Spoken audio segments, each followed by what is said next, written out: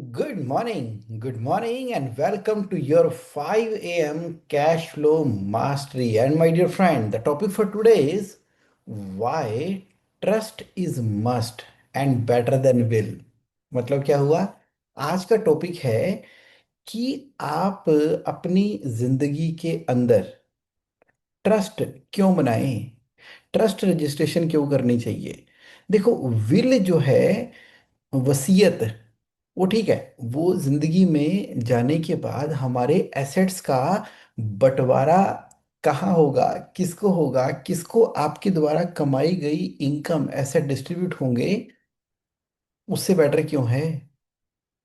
आज ना बहुत ही इंटरेस्टिंग टॉपिक इसलिए रहने वाला है क्योंकि जो विल है ना, वो बात करती है डिस्ट्रीब्यूट करने की, और ट्रस्ट बात करती है बिल्ड करने की, जोड़ने की। क्योंकि मोस्ट इंपॉर्टेंट चीज ये है कि जो विल होती है ना, वसीयत होती है, वो वर्क करती है जब लाइफ खत्म हो जाती है, और ट्रस्ट वर्क करता है जब लाइफ अभी राइट नाउ हैपनिंग हो रही है, जब जिंदगी चल रही है। बिजनेस, रिलेशन और मनी, सभी के अंदर ट्रस्ट जो है ना, वो फाउंडेशन है एवरी फ्लो का। अब ट्रस्ट यहाँ पर विश्वास भी है, और ट्रस्ट यहाँ पर एक ट्रस्ट डीड भी है जो आपने बना ली अपने एक एसेट के लिए। बहुत बहुत डिटेल में आज हम बात करने वाले हैं। अब ये क्वेश्चन आया क्यों? क्योंकि कैश फ्लो कम्युनिटी के अंदर आपने डिस्कस किया कि जगमोहन, एक बात बताओ कि बिजनेस चल रहा है, अब फैमिली भी इन्वॉल्व है, सक्सेशन प्लानिंग भी इन्वॉल्व है, और समाज में सेवा भी करनी है, कंट्रीब्यूट भी करना है, स्पिरिचुअलिटी भी है। ये मुझे बताओ, ये मतलब अब हम कहते हैं कि सारी जिंदगी कमा लिया, मेरे जाने के बाद सारे पैसे मेरी मंदिर में चले जाएं, या भलाई की कामों में चले जाएं, या मेरा बिजनेस है तो मैं ये चाहता हूं कि ये बिजनेस ना इस तरीके से मैनेज हो, जाने के बाद कोई झगड़े ना हो, business as it is intact चलता रहे। वरना किसी का मन कर रहा है बिजनेस करने का, किसी का नहीं कर रहा, कोई कहता है कि उसको तोड़ के मुझे दे दो। मैं चाहता हूँ बिजनेस कॉन्टिन्यूटी के अंदर चलता रहे। तो ये ट्रस्ट डीड आखिर होती क्या है, बात करेंगे आज के सेशन के अंदर, इसी के ऊपर बात करेंगे और समझेंगे बहुत ही गहराइयों में जाते हुए। चलिए, ट्रस्ट है क्या, और ये मैटर क्यों करती है, सुनो। ट्रस्ट ना एक लीगल स्ट्रक्चर है जहां पर एसेट को ट्रांसफर किया जाता है ट्रस्ट के अंदर, और जो ट्रस्टी उसके होते हैं वो बेनिफिशियरी के लिए काम करते हैं। अल्टीमेटली उसका बेनिफिट इसको मिलता है, बेनिफिशियरी ऑफ ट्रस्टी को।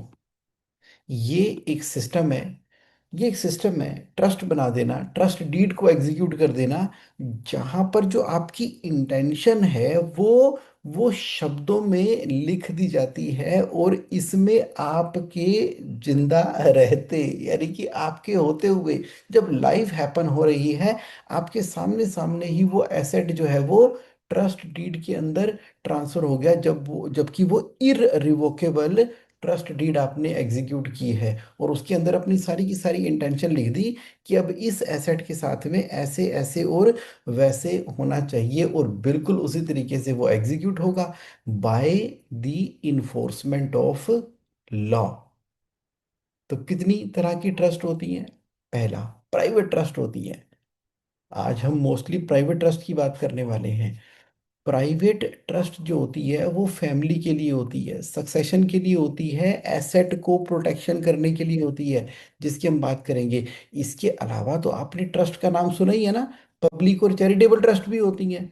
बड़ी बड़ी एनजीओज बनी होती हैं जो सोशल, एजुकेशन और रिलीजियस कॉजेज के लिए काम करती हैं, वो पब्लिक और चैरिटेबल ट्रस्ट होती हैं। लेकिन आज हम किसकी बात करेंगे? प्राइवेट ट्रस्ट की। वो भी किसके लिए? आपके एसेट के लिए, आपके बिजनेस के लिए। इसके अलावा कुछ बिजनेस ट्रस्ट भी होती हैं, जैसे कि real estate investment trust, infrastructure infrastructure investment trust, जो कि इन्वेस्टमेंट पूलिंग करने के लिए होती है। अच्छा, ये बड़ी इंटरेस्टिंग होती है। REID, आरईआईटी में क्या होता है, रियल एस्टेट इन्वेस्टमेंट ट्रस्ट। मान लीजिए कम से कम 200 और उससे ज़्यादा, 200 से कम नहीं, 200 से कम तो प्राइवेट कंपनी के शेयर होल्डर होते हैं। अगर 200 से ज़्यादा लोग मिल जाएं और पैसे इकट्ठे कर लें और मिनिमम 50 करोड़ रुपए इकट्ठे कर लें, तो उस 50 करोड़ की 200 लोगों की एक ट्रस्ट बन जाती है। अब वो 50 करोड़ हो सकते हैं, 60, 70, 100, 200, 500, 1000, 2000 करोड़ हो सकते हैं। ये सेबी की गाइडलाइंस के अंडर अंतर्गत बनती है। कौन सी? Real estate investment trust. अब इसका प्राइम ऑब्जेक्टिव क्या होता है? प्रॉपर्टीज के अंदर इन्वेस्ट करना। वरना किसी इंडिविजुअल के लिए पॉसिबल नहीं होता ना पूरा का पूरा प्रोजेक्ट बना देना। और किसी के लिए ये भी होता है कि चलो मिलजुल के कर ले। अब लीगल स्ट्रक्चर क्या होना चाहिए? क्या वो प्राइवेट लिमिटेड कंपनी होनी चाहिए, एलएलपी होनी चाहिए, पार्टनरशिप होनी चाहिए? अरे कहाँ पर पैसे इकट्ठा करें, कहीं गवर्नमेंट के नॉर्म तो नहीं आ जाते इसके अंदर? तो बना लो REIT। 50 करोड़ का पूल बना लिया 200 लोगों ने मिलके और इसको इन्वेस्टमेंट किया। लेकिन कंडीशन क्या है इसके अंदर? कंडीशन ये है कि वो जो पैसा इन्वेस्ट होगा ना, वो 90% एसेट ऐसे होने चाहिए जो ऑलरेडी रेवेन्यू जनरेटिंग होनी चाहिए। अगर वो ऑलरेडी रेवेन्यू जनरेटिंग एसेट है, मिलके कहीं पे इन्वेस्ट कर देते हो, रेंटल इनकम लेते हो, तो REIT। लेकिन अगर आपने कोई इंफ्रास्ट्रक्चर प्रोजेक्ट खड़ा करना है, तो इंफ्रा इन्वेस्टमेंट ट्रस्ट बन जाती है इन्वेस्टमेंट को पूलिंग करने के लिए, यानी कि वो भी ट्रस्ट के अंदर बनती है। तो तीन कैटेगरी की मैंने आपसे बात कर दी। कैश फ्लो की टर्म्स में अगर बात करें, तो जो ट्रस्ट है ना, वो आपकी इमोशनल इंटेंशन जो कि आपके एसेट या प्रॉपर्टी के साथ में जुड़ी हुई है, उसको एक पूरा का पूरा स्ट्रक्चर दे देती है ट्रस्ट डीड के रूप के अंदर। तो एडवांटेज क्या है एक ट्रस्ट डीड बनाने का? देखो एडवांटेज तो बड़ा सिंपल है। कॉन्टिन्यूटी ऑफ कंट्रोल, बड़े स्मूथली आप सक्सेशन कर सकते हो। किसी कोर्ट की इंटरवेंशन नहीं होगी, कोई प्रोबेट नहीं होगी। मान लीजिए आपके पास एक पुश्तैनी जमीन है, एसेट है, प्रॉपर्टी है, या आपने खुद क्रिएट की है, वो एसेट है। अब आप ये कहते हो कि ये जो एसेट मैंने बहुत बड़ी बिल्डिंग खड़ी कर दी है, तो अब क्या करूं? अब बच्चे लड़ेंगे बाद में, पता नहीं किसके पास जाएगी नहीं जाएगी। तो आपने क्या किया, वो पूरी की पूरी प्रॉपर्टी को ट्रस्ट डीड यानी कि ट्रस्ट में ट्रांसफर कर दिया, और उसके अंदर बेनिफिशियरी डिफाइन कर दिए कि बेनिफिशरी ये है कि इस ट्रस्ट से जो रेंटल इनकम इनकम आएगी, यानी कि इस प्रॉपर्टी को किराए पर दे दिया, उससे जो रेंटल इनकम आएगी, ये मेरे बड़े बेटे को मिल जाए, छोटे को मिल जाए, बेटी को मिल जाए, इसको मिल जाए, ऐसे मिल जाए। अब जो बेनिफिशरी होंगे ना, जिनको इनकम मिलनी है, अब इनकम उनके हाथ में टैक्सेबल हो जाएगी। अब आपके हाथ से प्रॉपर्टी निकली और वो ट्रस्ट डीड के अंदर चली गई। अच्छा, कल को आपके ऊपर कोई पर्सनल लाइबिलिटी आती है, कोई कोर्ट क्लेम आता है, कोई क्रेडिटर से क्लेम आता है, आप छुट्टी। जो भी चीज एक बार ट्रस्ट में ट्रांसफर हो गई, इररिवोकेबल ट्रस्ट में ट्रांसफर हो गई, उसके ऊपर कभी कोई क्लेम ही नहीं आ सकता। अच्छा, अब क्योंकि ट्रस्ट बना दी आपने, उसके अंदर ट्रस्टी हैं, तो वो ट्रस्टी उस प्रॉपर्टी को मैनेज और मेंटेन कर रहे हैं, और उसके अंदर बेनिफिशरी है। अब ये इरिवोकेबल होनी चाहिए। अगर रिवोकेबल होगी तो 30% से टैक्सेबल होगी, इरिवोकेबल के रूप में आपको करना होगा। तो बढ़िया हो गया।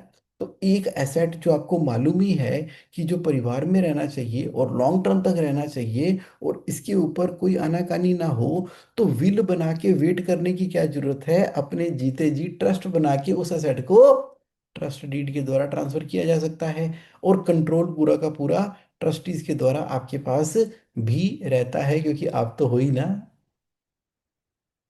एसेट की प्रोटेक्शन हो गई। कोई भी क्राइटर हो गया, डिस्प्यूट हो गया, कोई चक्कर ही नहीं है, वो प्रॉपर्टी तो साइड पर हो गई। कहीं पे कोई डिमांड थी, इनकम टैक्स की डिमांड थी, कोई लिटिगेशन थी, कोई इंसॉल्वेंसी थी, एनसीएलटी थी, लेकिन जो एसेट ट्रस्ट में निकल गया, वो निकल गया, उसको कोई टच भी नहीं कर सकता। टैक्स प्लानिंग क्या किया आपने? मान लीजिए वो इनकम अगर आप किसी को गिफ्ट करते, तो सेक्शन 64 में आप ही के हाथ में टैक्सेबल होती। लेकिन वो ट्रस्ट बन गई है, ट्रस्ट में बेनिफिशियरी हो गया। अब आप ऑलरेडी 30% टैक्स स्लैब के अंदर हो, लेकिन आपका बेटा अभी 30% टैक्स स्लैब के अंदर नहीं है। अब वैसे तो रेंटल इनकम जो है आपके नाम पे ट्रांसफर हो नहीं सकती, लेकिन जब वहां पे ट्रांसफर हो गई तो आपने क्या किया, अपने ब्रैकेट का जो 30%, 38% तक इनकम टैक्स लग रहा था, वो लीगली ऑफिशियली टैक्स प्लानिंग के तरीके से आपने उसको ऑप्टिमाइज कर लिया। अब जो ट्रस्ट है वो पर्पस ड्रिवन है। किस पर्पस के लिए आपने बनाई है, जिस पर्पस के लिए बनाई है और जो उसके बाय लॉज, क्लॉजेज, इंटेंशन शब्दों में आपने लिख दिए ना उस ट्रस्ट के अंदर, अब उसी तरीके से ये चलेगा। स्टेबिलिटी है। अब इससे क्या हुआ कि अब बिजनेस जो है उसके जो शेयर्स हैं अगर आपने ट्रस्ट के अंदर ट्रांसफर कर दिए, सुनो, आपके पास कंपनी चल रही है, प्राइवेट लिमिटेड कंपनी। अब आप कह रहे हो कि क्या करूं, अब सक्सेशन प्लानिंग के अंदर ये प्राइवेट लिमिटेड कंपनी, कल को तो ये लड़ेंगे, मैं इतने परसेंट का शेयर होल्डर हूँ, मैं उतने परसेंट का शेयर होल्डर हूँ, तो मैं क्या करूं। तो ये पॉसिबिलिटी भी एग्जिस्ट करती है। पूरी आपकी स्थिति को देखने के बाद जो शेयर्स है ना आपके पास, उसको उठा के आपने ट्रस्ट को ट्रांसफर कर दिए, ट्रस्ट डीड में दे दिए। अब जैसे ही शेयर ट्रस्ट में ट्रांसफर किए तो आपने SH4 फॉर्म भरा, जिससे कि शेयर ट्रांसफर हो गए। मान लो आपके शेयर डीमैट में थे, पहले आप उसके ओनर थे, अब वो शेयर कहाँ ट्रांसफर हो गए, ट्रस्ट के अंदर शेयर चले गए। अब ट्रस्ट बन गई आपकी कंपनी की मालिक। जिससे फायदा क्या हुआ, अच्छा जब आपसे शेयर आपकी ट्रस्ट को ट्रांसफर होंगे तो क्या उसके ऊपर कैपिटल गेन लगेगा ना। इसमें इनकम टैक्स एक्ट में एक एग्जम्पशन है। वो कहता है कि अगर शेयर ट्रस्ट को ट्रांसफर हो रहे हैं लेकिन वो इररिवोकेबल है तो कैपिटल गेन में नहीं लगेगा। अब उस ट्रस्ट के आपने बेनिफिशियरी बना दिए। अब बेनिफिशियरी में जिसको आप शेयर देना चाहते थे आपने बोला कि ठीक है जी, इस ट्रस्ट के बेनिफिशियरी वो हैं, यानी कि कंपनी में से जो ओनरशिप है वो तो ट्रस्ट की हो गई। जैसे टाटा ट्रस्ट है, अब ओनरशिप टाटा ट्रस्ट के पास है, उसके बाद ट्रस्टी आते हैं जाते हैं, आते हैं जाते हैं, कंपनी अपना काम कर रही है। तो सिमिलरली यहाँ पर जब आपने शेयर ट्रस्ट में ट्रांसफर कर दिए, ओनर ट्रस्ट बन गई, लेकिन इसकी बेनिफिशियरी अब अपने बेटा बेटी जिसको भी आपने बनाना है वो बनाना है। अब कंपनी चलती रहेगी, कंपनी की कंटिन्यूटी को कुछ नहीं होगा। अब कंपनी जो प्रॉफिट कमाएगी, अगर मान लीजिए वो ट्रस्ट को कोई डिविडेंड देती है या ट्रस्ट को कुछ भी देती है, तो उसके अंदर उसकी शेयर होल्डिंग है, किसकी, ट्रस्ट की। और बेनिफिशियरी जो आपने लिख दिया उनको मिलता रहेगा। अब कंपनी कंटिन्यूटी रहेगी कि कल को कोई ऐसा नहीं हो सकता कि अपने शेयर बेच के निकल जाए, या कोई NCLT में चला जाए और डिमांड कर दे कि मुझे नहीं करना, या कोई कंपनी को क्लोजर की एप्लीकेशन डाल दे। ऐसा हो ही नहीं सकता क्योंकि आपने ट्रस्ट के अंदर उसको ट्रांसफर कर दिया। ये एक बड़ा महत्वपूर्ण और इम्पोर्टेंट टूल है जिसके बारे में आपको कंसीडर करना चाहिए, सोचना चाहिए, प्लान करना चाहिए। A trust turns uncertainty into system. पता नहीं मेरे जाने के बाद क्या होगा। अरे ट्रस्ट डीड लिखो, जो जो आप चाहते हो वैसे वैसे लिखो, अपने सामने लिखो, आपकी आंखों के सामने अब बिजनेस बिल्कुल उसी तरीके से रन होगा। कल को इसको कोई चैलेंज भी नहीं कर सकता, कर ही नहीं सकता ना। अनसर्टेनिटी सिस्टम के अंदर कन्वर्ट हो गई। तभी जब ट्रस्ट डीड के क्लोज लिखे जाते हैं ना, बड़े ध्यान से, प्यार से, सोच के समझ के, महीना 2 महीने लगा के, पॉइंट्स बना के, कंसल्टेंट से कंसल्ट करके, थिंकिंग करके, विचार करके फिर बनाए जाते हैं, क्योंकि लॉन्ग टर्म के हिसाब से आपके फुटप्रिंट जो है वो हमेशा हमेशा हमेशा इस दुनिया में एग्जिस्ट करेंगे। अब टैक्सेशन कैसे होती है, पैसे पे टैक्स लगेगा क्या। देखो ऐसा है, जिस स्पेसिफिक ट्रस्ट की मैं बात कर रहा हूं, यानी कि प्राइवेट ट्रस्ट की बात कर रहा हूं, अब क्योंकि वो प्राइवेट ट्रस्ट है तो उसके ऊपर टैक्स लगेगा, हाँ लगेगा। लेकिन किसके हाथ में लगेगा, बेनिफिशियरी के हाथ में लगेगा, ट्रस्ट के हाथ में नहीं लगेगा। अगर उसके शेयर पूरी तरह से डिटरमिन्ड है कि 30% बेटेगा, 25% उसका, 12% उसका, तो जिसके हाथ में जितने परसेंट का शेयर आया उस बेनिफिशियरी के हाथ में ही उसकी इनकम मानी जाएगी। कितना सिंपल हो गया ना। और जो डिस्क्रिशनरी ट्रस्ट होती है, यानी कि आपने कहा आज तो बना रहा हूं, कल मेरा दिल करेगा तो मैं कल उसको विड्रा कर लूंगा, तो उस केस में टैक्स लगता है। कितना, सिंगल टैक्स लगता है 30% प्लस सरचार्ज प्लस सेस। तो इसीलिए रिवोकेबल ट्रस्ट बनाने का क्या फायदा, पर आप कहते हो रिवोकेबल तो इसलिए बना रहा हूँ क्योंकि कल को मेरा मन किया कि मुझे एसेट को वापस अपने नाम पे लेना है, तो कम से कम रिवोकेबल में वापस तो ले पाऊंगा। अभी मेरे को भी 30% लग रहा है, ट्रस्ट में भी 30% लग रहा है, तो चल ठीक है ना, तो ट्रस्ट में लगने दो। कम से कम मेरे को एग्जिट करने का ऑप्शन तो है, वो एसेट मेरे पास वापस तो आ सकता है। तो लेकिन टैक्स का रेट 30% हो गया। अब चैरिटेबल ट्रस्ट, वो तो आपको पता ही है। चैरिटेबल ट्रस्ट कौन सी होती है? जो कि पब्लिक वेलफेयर का काम करती है, जो कि सेक्शन 12 AA में रजिस्टर्ड करती है और आपको 12AB का सर्टिफिकेट मिल जाता है।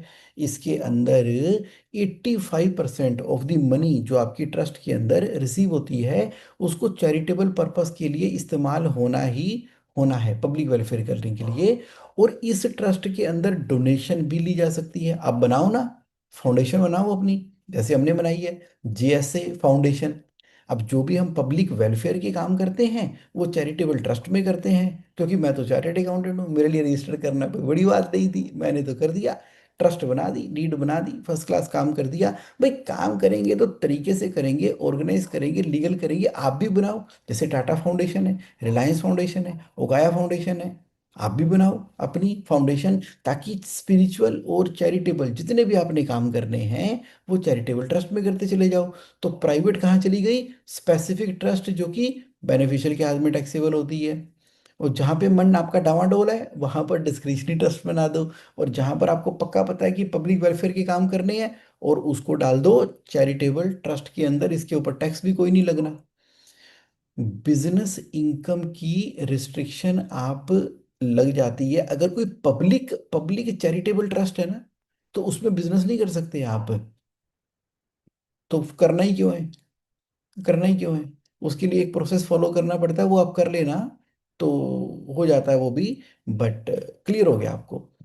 तो फैमिली वेल्थ जो होती है ना, जिसकी हम बात कर रहे हैं, तो फैमिली वेल्थ को प्रोटेक्ट करने के लिए अपनी अपनी विल बनाकर उसको एग्जीक्यूट होने का इंतजार करने से पहले आप अपने एसेट को एक स्पेसिफिक प्राइवेट ट्रस्ट के अंदर ट्रांसफर कर सकते हैं।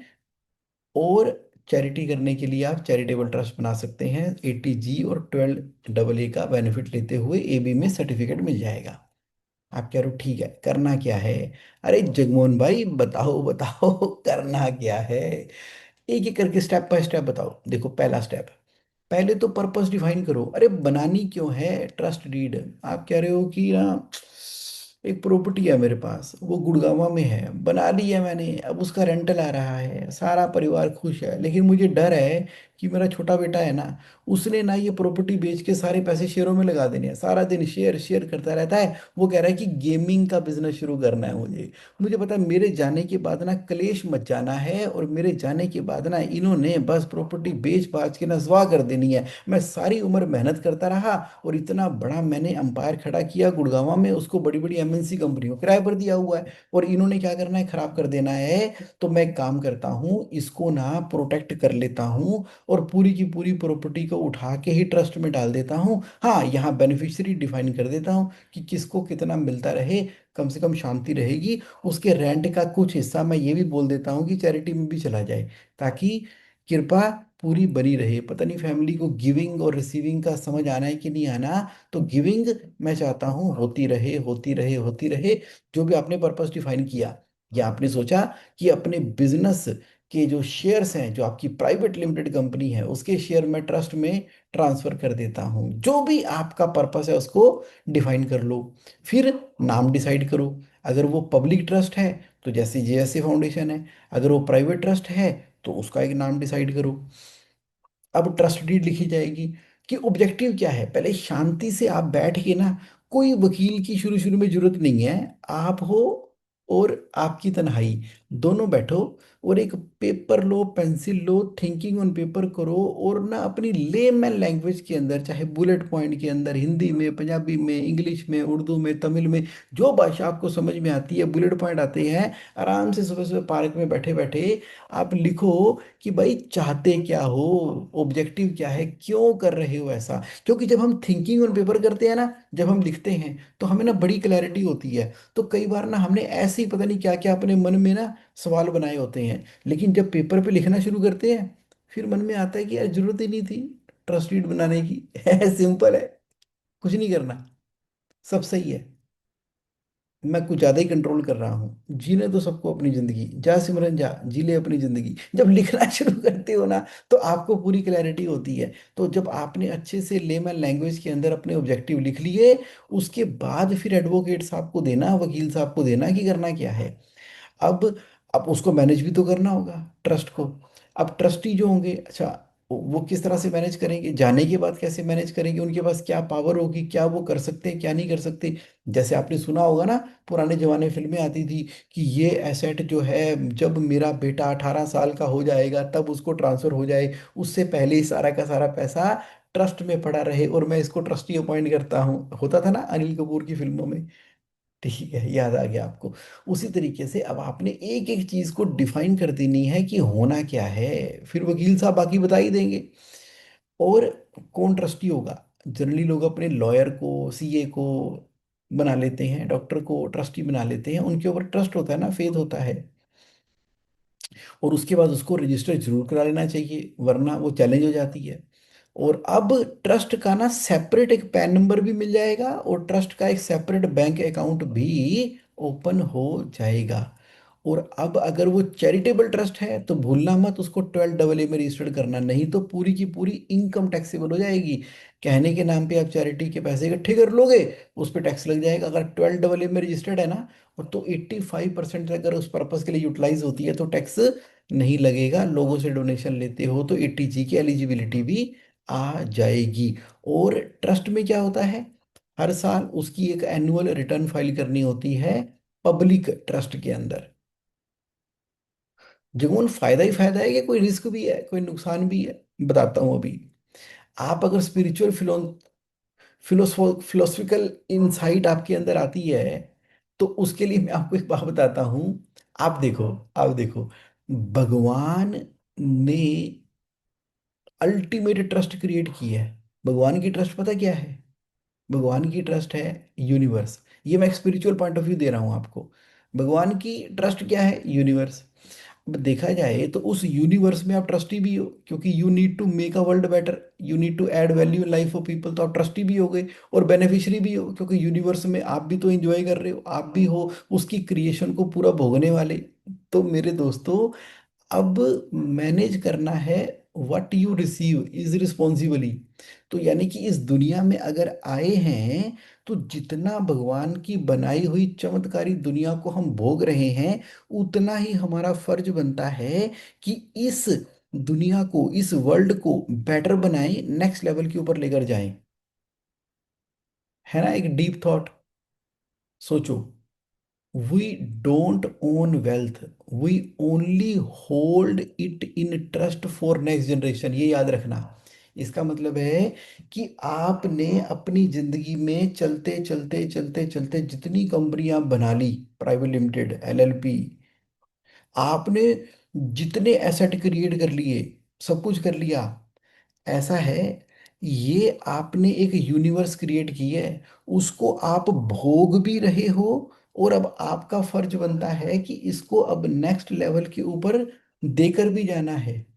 अगर हम सिंपल विल बनाते हैं तो उससे चीजें डिवाइड हो जाती हैं, लेकिन अगर आप ट्रस्ट बना देते हो, तो ये यूनिवर्स जो है वो कंटिन्यूशन में चली जाएगी और नेक्स्ट जनरेशन के पास एज ए बेनिफिशियरी ट्रांसफर हो जाएगी। ये एक बात बताने का अलग तरीका था, अगर आपको इस तरह से ये वाली बात समझ आ रही है। क्योंकि trust is must for cash flow, continuity and conscious living. Conscious living, कि मेरा मुझ में कुछ नहीं, जो कुछ है सो तेरा, तेरा तुझको सौंपते काल आगे मेरा। तो भैया इस जिंदगी में ना, वर्ल्ड को बेटर बनाना है, झगड़े बनाने का कारण नहीं कर सकते। जितने भी प्रॉपर्टियों के झगड़े चल रहे हैं दुनिया के अंदर, तो मतलब कि परिवार के कर्ता के जाने की देर है, उसके बाद तो जो सर पाड़ केस कोर्ट जड़ाई झगड़े और पता नहीं क्या क्या, पता नहीं क्या क्या हो रहा है। इतने लंबित कोर्ट में जो केसेस है ना, वो इन्हीं कारणों की वजह से है। तो इसलिए जाने का इंतजार मत करो, रहते रहते ही सही तरीके से अपनी सक्सेशन प्लानिंग को ऑर्गेनाइज कर लो, चीजों को मैनेज कर लो और वर्ल्ड को बेटर बनाओ। झगड़े का, लड़ाई का घर मत बना कर जाओ। कह रहे हो ठीक है, ठीक है, ट्रस्ट इज मस्ट, वो कर लेते हैं। तो ठीक है जी। तो इस तरह से अब मैंने आपको बताया। अब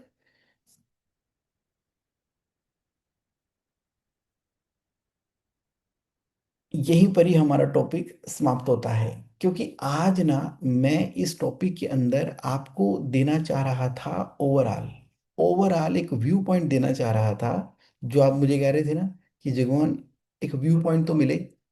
अब मान लीजिए आप अभी भी कैश फ्लो कम्युनिटी का पार्ट नहीं है, तो मैंने क्या किया है, JSA online.in में चले गए। आप कहाँ पर?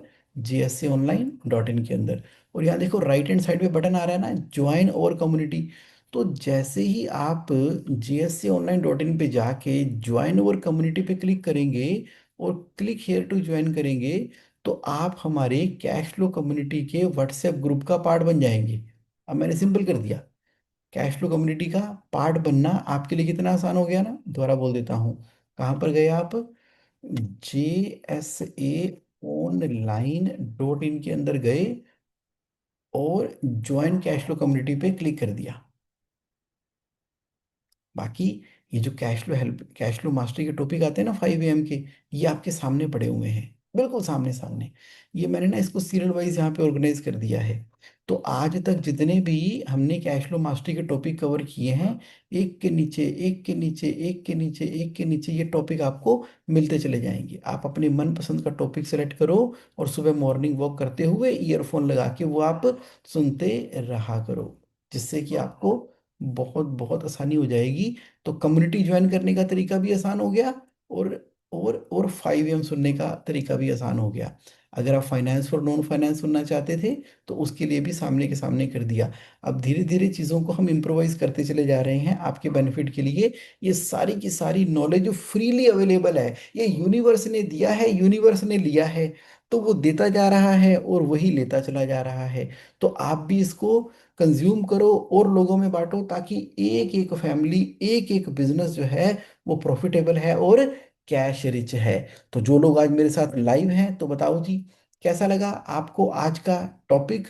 जरा चैट बॉक्स में बताओ कि आज आपके लिए कैसा रहा सेशन। तो रजनीश जी कह रहे हैं good morning, useful information, I will discuss with you one two one. Thank you so much. बिल्कुल ये टॉपिक ही एकदम गहराई में वन टू वन कंसल्टेंट के साथ डिस्कस करने वाला है कि करना क्या है। मैंने आपको अवेयरनेस के जोन के अंदर ले आया हूँ, अनअवेयरनेस से अवेयरनेस के जोन के अंदर।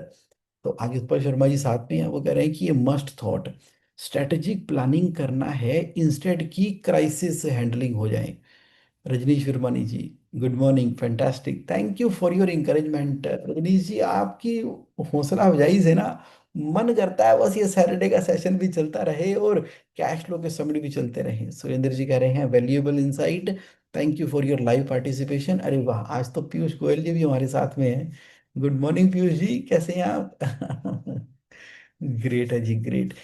हाँ, अभी ये पूरा म्यूट है तो आवाज नहीं आ पाएगी, बट थैंक यू। राजेश गाबा जी हैं आज हमारे साथ में और बहुत सारे पार्टिसिपेंट हैं। चलिए, right, thank you so much for your participation. फिर मिलते हैं और अगले सैटरडे एक नए टॉपिक के साथ में। आपके माइंड में भी कोई क्वेश्चन हो तो feel free. Sanjay ji, thank you for participating. अगर आपके माइंड में भी कोई क्वेश्चन हो तो आपने क्या करना है, बन जाना है पार्ट किसका, कैश फ्लो कम्युनिटी का। और कैश फ्लो कम्युनिटी के अंदर जाकर आपके मन में कोई भी क्वेश्चन आता है तो आप लिख दो, लिख दो, लिख दो, लिख दो, यहाँ पर अपना क्वेश्चन लिख दो। तो कम्युनिटी में बड़े ही एम्पावरिंग लोग हैं, वो आपके क्वेश्चन को आंसर करते हैं। अगर मुझे कुछ समझ में आएगा तो मैं क्वेश्चन आंसर करूंगा। टॉपिक दिलचस्प हुआ तो उसको अब हम 5 AM कैश फ्लो मास्टरी का सेशन भी बना सकते हैं, ताकि उससे सभी लोग बेनिफिट करें। चलिए, 30 मिनट हो गए, समय कितना तेजी से बीतता है। Great session, always learning. Thank you Sanjay ji, thank you. Okay जी, बाय।